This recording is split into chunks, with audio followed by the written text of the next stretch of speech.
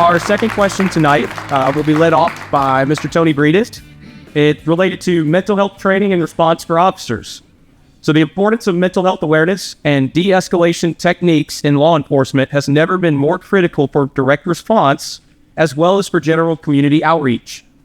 As sheriff, what initiatives would you implement to ensure officers are well trained in mental health response and de-escalation techniques in order to better serve and connect with our communities? Mr. Breeden? One of the things that the Sheriff's Department has been at the forefront of is the mental health with their officers and also the training. And I think the key to officers is to get them the training. It's also the supervisors to work with them and respond to and review things, and also to get a constant ongoing. It's also to include some of the other agencies, the mental health agencies, NAMI, and some of the other places that take place in the county, to bring them in and facilitate some of that training. And it's also to make sure that officers understand from the very beginning that to start to try and recognize some of the mental health.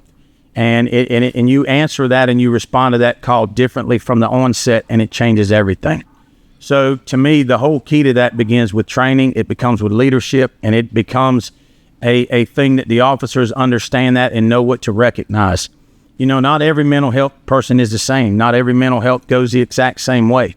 But to me, one of the number one things that you do is you get training and you bring outside agencies, and you also bring people that have been dealt with, to me, positive outcomes and negative outcomes. And you listen to those people, and you have the officers understand that saw they had a family member that was mistreated or didn't understand or didn't recognize that led to a use of force. But to me, the entire thing is including multiple people into that process, not being closed-minded, not think that we know everything, and to truly understand that we've only touched the tip of the iceberg in dealing with the mental health. And it's getting worse and worse and worse. But I think that everything comes from training and preparing the deputies to deal with these situations and be prepared for the outcome. Thank you, Mr. Breeden. Mr. Blevins, floor is yours.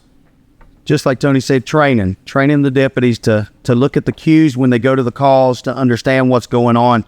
Because I have been part of that when you're dealing with a mental health person that you're not quite sure what's going on, why they're resisting you, why they're the behavior they had.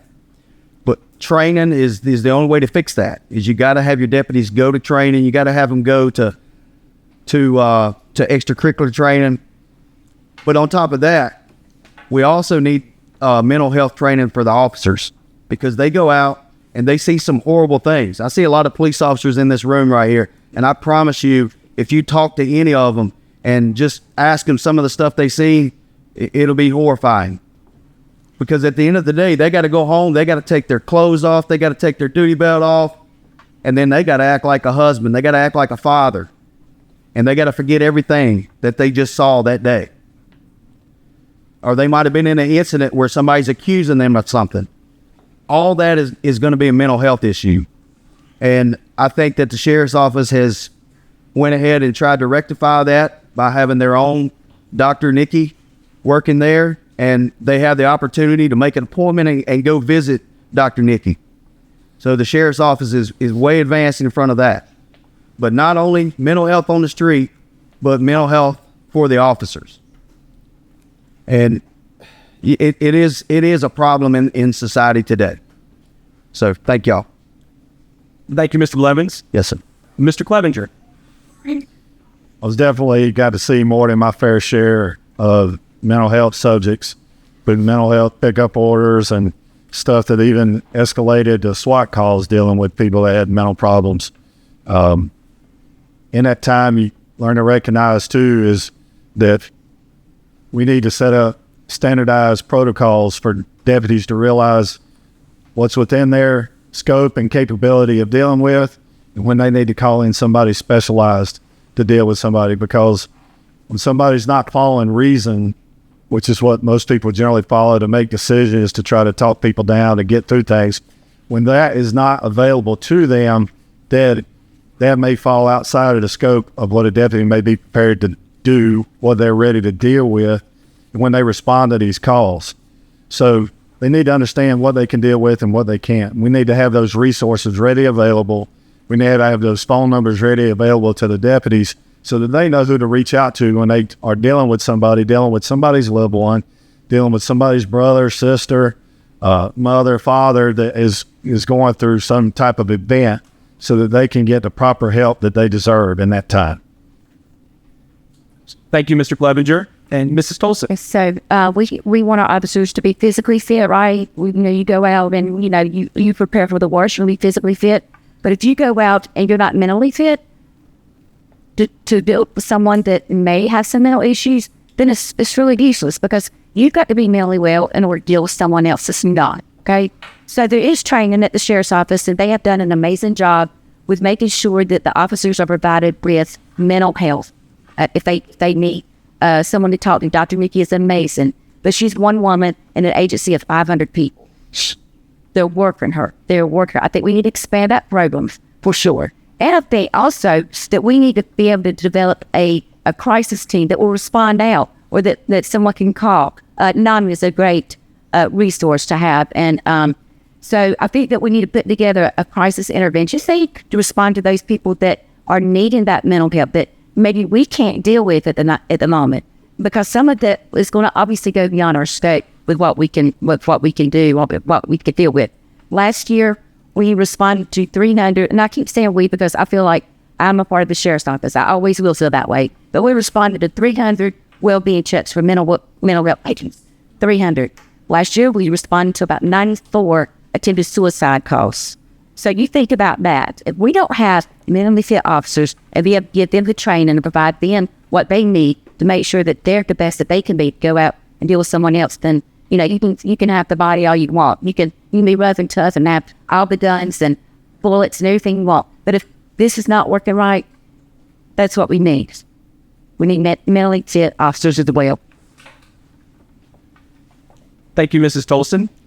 And Mr. Belk. Yes.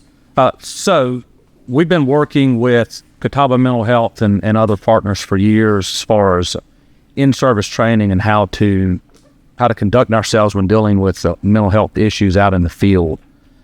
That training is conducted yearly. We do that, most agencies do, and looking at completely having the ability to de-escalate a situation, even dealing with the mental health potential issue. Something we've been doing on a smaller scale at Rock Hill that's proven to be pretty successful for us is when we look at calls for service, and if we've got a certain address that is higher than normal, brings attention to our analysts and bring it to us, so we kind of look at it as a problem-solving situation. A lot of these calls or continued calls at the same address may be dealing with a drug and alcohol issue or a mental health issue. We have partnered with Catawba Mental Health to go out with us at those addresses. Let's just pick an address, 123 Main Street. That's fictitious, by the way. We will go together, and what we're trying to do is ultimately reduce call volume, calls for service, and improve quality of life at 123 Main Street. And having Catawba Mental Health with us as a partner going there, and it's like nothing that we can fix personally at the law enforcement level. We can't arrest our way out of that situation, but let's offer some other resources, mental health resources, drug and alcohol, potential help to ultimately try and resolve it. And I would agree with everyone as far as officers, you cannot neglect the officer. We must remain vigilant on keeping officers healthy, mind and body.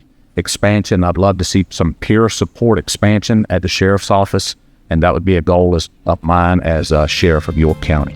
Thank you. Thank you, Mr. Belk.